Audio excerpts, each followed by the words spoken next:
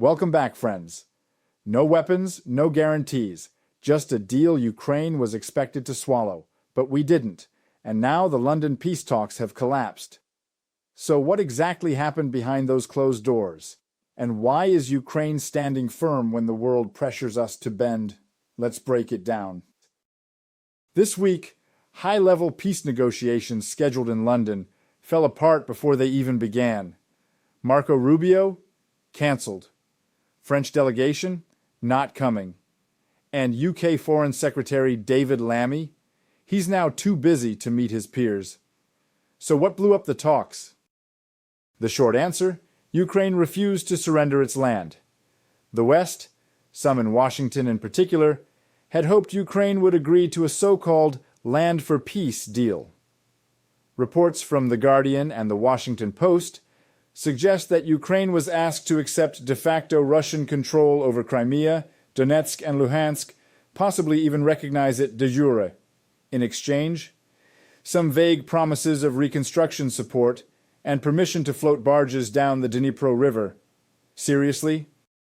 President Trump reportedly believed this summit could secure not only rare earth minerals, but also a framework for ending the war. His allies, Vance among them, floated the idea of a territorial compromise as a realistic solution. But let's be clear, Ukraine said no, and here's why. We've seen what happens when you give an inch to Moscow. You lose a mile and a nation. As President Zelensky pointed out, recognizing Russian occupation today opens the legal door for more tomorrow. Today it's Crimea, tomorrow it's Kharkiv. Later, Kyiv? When Russia invaded in 2022, it brought massacres in Bucha, bombings in Mariupol, and forced deportations of children. So when the West says, just trade a little land for peace, we ask, peace for whom? At what cost? And let's be honest, Russia hasn't earned peace. At secret backroom meetings, Putin reportedly said Ukraine becomes more negotiable the more it bleeds. That's not a partner for peace. That's a predator. Even during supposed ceasefires, Russian troops prepare new offensives. They move pontoon bridges, stockpile shells, shift logistics. And then, when we retaliate, we're told, don't fire. Trump is watching. Let's be very clear for our American viewers. We're not being stubborn. We're being realistic. Ukraine isn't rejecting peace. We're rejecting capitulation. Yes, we showed up in London. Despite the long road from Kyiv through Reshape and then London, our delegation came. Defense Minister, Foreign Minister, presidential advisors, all ready to talk, but not to be cornered. And yet, we were the only ones who showed up.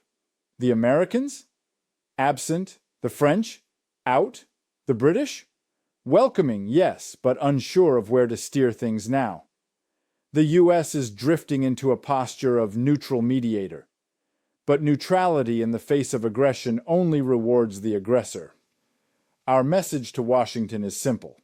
You cannot be neutral between an invader and the invaded. And so, we ask, where are the guarantees? Where is the price Russia pays for destruction? Where is the commitment to justice? Instead, we're told, this is the best deal you'll get. We're reminded of that infamous line uttered before a White House meeting. It's a shit sandwich, but Ukraine will have to eat it. Our answer, then, is our answer now. We won't eat it. Not now. Not ever. Still, Ukraine is not slamming the door.